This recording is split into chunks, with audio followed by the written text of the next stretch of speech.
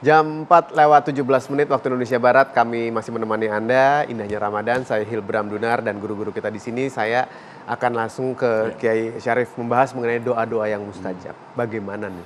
Banyak kajian kitab tentang bagaimana cara supaya doa dikabulkan. Bahkan ada kitab Sayyid Muhammad Al-Maliki, Abwaabul Faraj.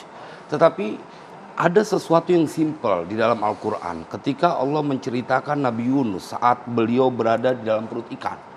Sendirian dia dalam tiga kegelapan. Gelapnya laut, gelapnya perut ikan, gelapnya dasar lautan. Tetapi Allah ceritakan dalam Al-Quran apa yang menyebabkan beliau kemudian dikeluarkan dari perut ikan itu. Falaula annahu kana minal musabbihin la labitha fi batnihi ila yaumi yub'atsun. Ini menjadi formula yang sangat simpel. Seandainya saja Yunus tidak bertasbih kepada Allah, niscaya dia akan tetap berada di dalam perut ikan itu sampai hari kebangkitan. Maka ini menjadi sebuah formula. Engkau tidak perlu meminta, bertasbih saja Allah datangkan pertolongan. Betapa dekatnya Allah dengan konsep la ilaha illa anta subhanaka inni kuntu minadh dhalimin. Atau pada ayat lain, ketika satu kampung durhaka karena mereka pelit, nggak mau bersedekah, dan mereka ingin panen, kemudian Allah habiskan kebun mereka, maka kemudian mereka menyesal dan dinasihati oleh salah seorang bijak dari mereka. Qala awsatuhum alam aqul lakum laula tusabbihun. Kan aku sudah bilang kepada kalian, kenapa kalian tidak bertasbih? Seandainya kalian bertasbih, tidak akan ada bencana terjadi pada diri kalian. Tentu ini menjadi sebuah tawaran yang akan menggembirakan siapa saja.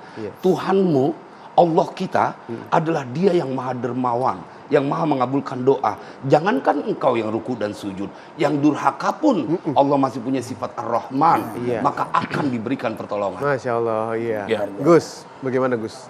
Afdhalud doa annahu alhamdulillah. Sebaik-baik doa adalah alhamdulillah, bersyukur pada Allah.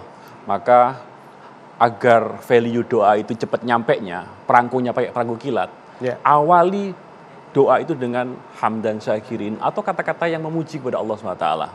Setelah itu baru kontennya kita sampaikan keinginannya. Jadi awali dulu dengan memuji kebesaran Allah, memuji kesucian Allah, memuji tentang segala kebaikan Allah. Karena kuncinya adalah bersyukur dulu nih. Syukur itu akan membawa kita yakin bahwa saya sudah benar menghamba kepada Allah.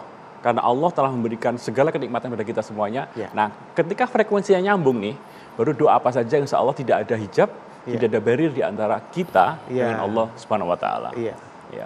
Supaya sinyal doa kita bagus dan lancar, tidak ternyampe sinyalnya nih. Ibarat kata HP-nya sinyal. Tadi udah dibahas, baru yang namanya bab awalnya. Tapi sinyal yang paling penting, innallaha wa malaikatahu yusholluna 'alan nabi ya ayyuhalladzina amanu shollu 'alaihi wa sallimu taslima. Tidak akan sempurna itu doa kalau tanpa salawat.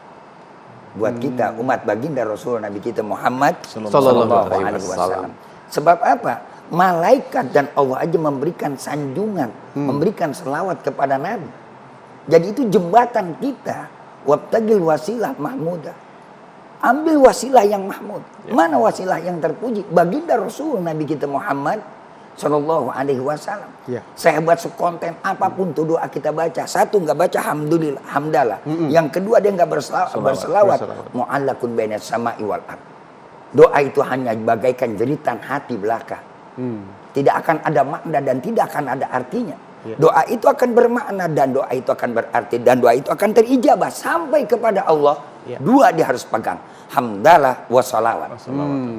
Ini kadang-kadang kita lupa. Selawat walaupun kita baca Allahumma sholli ala Muhammad, tetap itu dia selawat. Dia menyanjung orang yang dicintai oleh Allah. Karena itulah kita disuruh banyak berdoa. Hanya orang sombong yang tidak mau berdoa. Kalau orang ini manusia udah kagak mau doa, itu manusia sombong. Jadi jeritan hati kita ungkapkan kepada siapa? Iyyaka na'budu wa iyyaka nasta'in. Dengan catatan seorang yang menjadi ngaku hamba Allah, maka dia disuruh meminta kepada Allah Subhanahu wa taala. Fir'aun, orang yang dilaknat oleh Allah, masih mau berdoa. Masa kita kagak mau berdoa? Kita udah dianggap kita udah hebat banget. Kita menganggap diri kita udah mulia bener, udah segala-galanya. Ingat kita nih manusia yang banyak kelemahannya. Manusia yang banyak kekurangannya. manusia yang banyak dengan segala kekotoran. Maka saat inilah yang paling terpenting buat kita, keluhkan segala permasalahan kita kepada siapa? Kepada yang maha segala-galanya, kepada Allah Subhanahu wa Ta'ala. Soal kapan Allah akan jawab, ada 2 frekuensi yang Allah akan berikan kepada kita. Ya. Frekuensi di dunia, ada frekuensi nanti di akhirat. Jadi doanya dikabulkan nanti di akhirat. Di akhirat, nggak usah khawatir. Ya. Kalau di dunia nggak dikasih, Allah lihat. Di dunia saja kau aku kasih begini, kau begini, Ya. lebih baik entar di sana aku kasih. Berabe. Ya. Jadi mungkin dari pembicaraan kita hari ini, Iya. ketika sedekah adalah cara Tuhan untuk meyakinkan kita adalah makhluk sosial, berdoa adalah cara Allah untuk meyakinkan kepada kita adalah hambanya Allah. Dan kita adalah hamba yang lemah, dan kita adalah hamba yang perlu pertolongannya. Iya. Ini sebuah konsep yang bagus nih. Ya. Bagaimana muamalahnya jalan, Ya. bagaimana ketauhidan kita jalan melalui sedekahnya, muamalahnya, dan doa melalui doanya kita menunjukkan bahwa kita adalah hamba Allah Subhanahu wa Ta'ala. Iya, baik. Kiai Syarif, salah satu yang dikatakan oleh banyak orang juga, doa yang dikabulkan adalah doa dari mereka-mereka yang terzolimi. Iya. Itu bagaimana, Ki? Itu satu bukti bahwa betapa Allah begitu peduli tanda kutip kepada setiap hambanya. Iya. Bahkan saat engkau dalam keadaan teraniaya, Allah lah yang pertama akan membackupmu. Maka ini menjadi sebuah semangat buat engkau yang apalagi yang berpuasa.